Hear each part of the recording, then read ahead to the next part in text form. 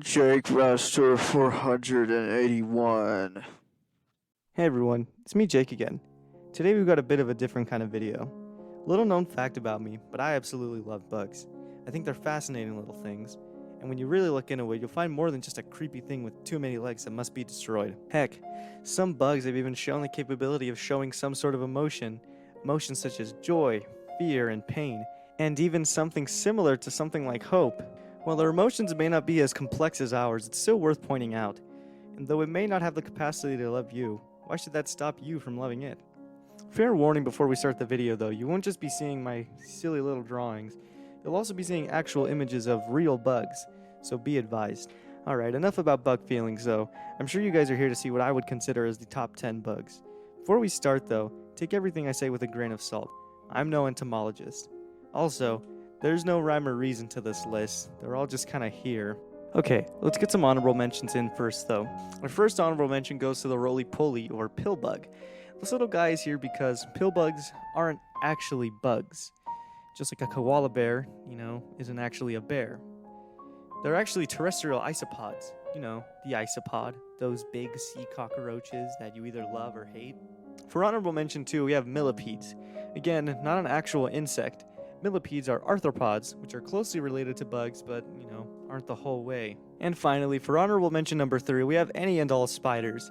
Awesome things really, but they're arachnids, not bugs. Alright, with those out of the way, let's get into the actual list. For number 1, we have the diabolical ironclad beetle. The name alone has rightfully earned it a spot on this list.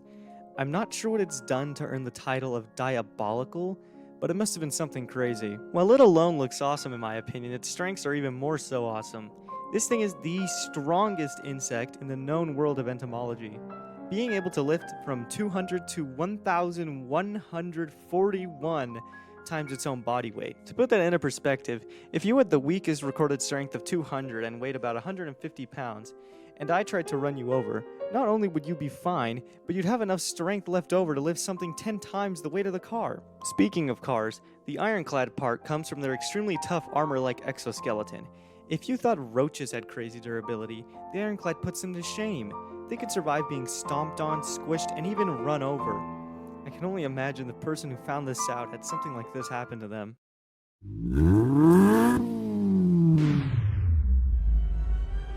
And so the beetle will face the rings of death, one which he had not yet seen. Despite this, he did not tremble, nor did he fear. He did not brace himself for impact. He continued forward and felt joy, because within him, he knew that the sheep was strong. The sign of the Lord was strong. For the number 2 spot, we have the mantid lacewings, or the mantid fly. You might be looking at this thing and be going, Jake, holy crap, get that thing away from me. Why does a wasp have praying mantis arms? To which I say, you fell for it. This thing's not a wasp. It's not even related to flies or mantises. It's in its own league of mantid spidae. Found globally, they're completely harmless and don't even sting, feeding off of things like nectar and smaller insects, including flies. A true sheep in wolf's clothing. Or in this case, mantid fly in wasp's clothing. Thank you. I'm actually getting kicked out. The Hercules beetle is up next for the number 3 spot, and is actually one of the biggest and strongest bugs here. The ones you see in photos, like this one right here, are actually all males, as the females lack the long extended horn. Found in more southern and central America, the Hercules beetle exhibits tremendous amounts of strength, as it is possible it can carry 850 times its own body mass, though more accurate reports suggest it can only go up to 100 times, which is still very impressive. It also has the ability of flight, though I will admit it's not very efficient at doing so, especially because it always looks like it doesn't even know where it's going. Taking a break from the cooler looking bugs, for the number 4 spot we have the much more graceful and beautiful orchid mantis. Don't let its looks deceive you though, that's how it gets you. That's also how it catches most of its prey. Found in Southeast Asia rainforest, the orchid mantis is a deadly predator. It waits for some thoughtless fly or something to waltz right in, expecting some nice nectar, only to get ambushed by the orchid mantis. Despite its deadly nature, they are tiny, only being a few inches big, compared to the praying mantis you might find outside, being 3 to 6 inches big. This cements them as one of the most beautiful and deadly bugs in the world. I should clarify that they're not deadly to humans, it's just other bugs. They're good killers, they kill things. For the number 5 spot, I have bees. Not just any kind of bee though, more specifically the bumblebee. Not that one. Now you might be asking, why the bumblebee specifically? Well, dear viewer, one, I didn't want to be as general to just include bees as one big group, and two, the European honeybee, the one you typically might see when you walk near a thing of flowers, is an invasive species. That's right, he's a dirty traitor. Bumblebees can be found everywhere except Australia and Antarctica, probably because one is home to some of the biggest and deadliest creatures on the planet, and because the other is Antarctica. Besides looking much cuter than other bees, they're also super important pollinators. They spend all day working, bringing pollen to and fro. They do have the ability to sting, though they typically won't as long as they're left alone. All this work catches up to them, though, as sometimes they can be found sleeping in flowers. Okay, back to the cooler stuff. For the number 6 spot, we have the blue death feigning beetle. As the name suggests, these little guys feign their death. When threatened, they will play dead and can go days without food or water. Also referred to as the desert ironclad beetle because, just look at them. They are typically not very aggressive, aren't venomous, can't fly, and can be found in America and Canada. This leads to many people keeping them as pets, as they can also live up to 8 years. I can only imagine the paranoia this creates for their owners, though. For the number 7 spot, we have the Japanese rhinoceros beetle, or kabutomushi. Though it bears similar strength to the aforementioned Hercules beetle, the talking point for me has to be its horn. Its horn isn't just for showing off, as it uses it to defend its territory from other beetles and to attract females as well. So, I guess the horn is for showing off. They are typically found in continental Asia, places like China, Vietnam, Thailand, and Japan, obviously. Their fighting is what I really think sort of popularized the whole idea of insect fights, though I may be wrong.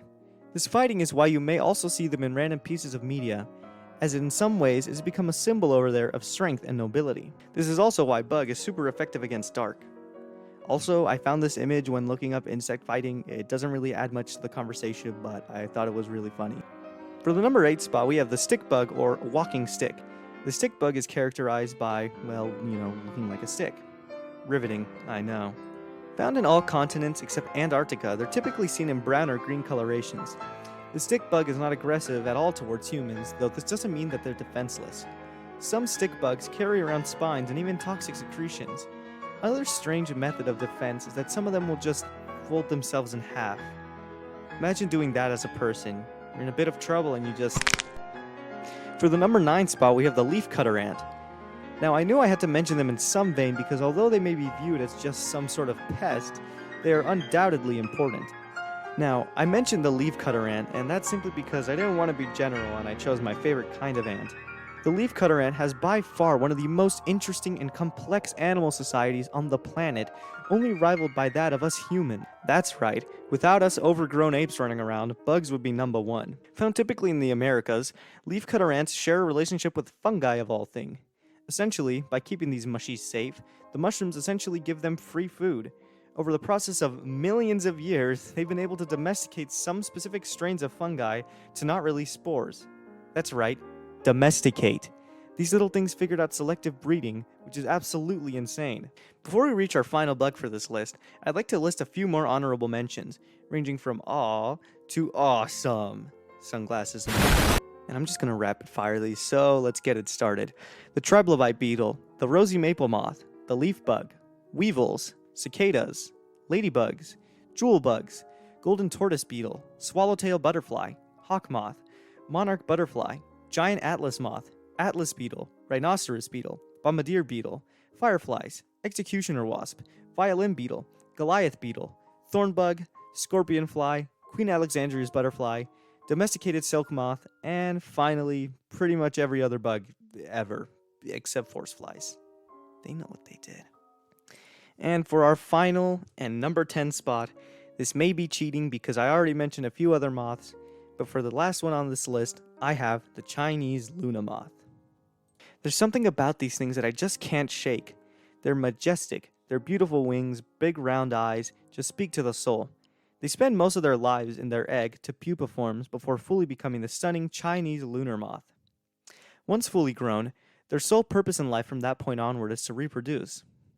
Found around Southeast Asia, they're not typically seen by humans in their moth forms as they only live a couple weeks later at most and are typically nocturnal. I personally would like to interpret this as maybe a sign of good luck, maybe of growth, or maybe just giving you something pretty to look at. Spending its final moments being beautiful. Truly incredible. Maybe that's something we can all sort of take away from this. Even if you aren't in someone's life for a long time, why not make that time spent beautiful? And with that, I think that's a good note to end off of. And that's also it for this list. Different kind of video for sure, but just an idea I had. If you couldn't already tell by this point, I'm very passionate about bugs. And hopefully some of my love for them transfers to you, and you can see them in a better light. More than just creepy or disgusting. And hey, I could have made a video on just moths or beetles, but I thought this was more fun. Anyways, if you guys like the vid, make sure to leave a like, comment, and sub. Maybe I'll do another one in the future if I see that you guys really did enjoy this. Anyways, I'll see you all later.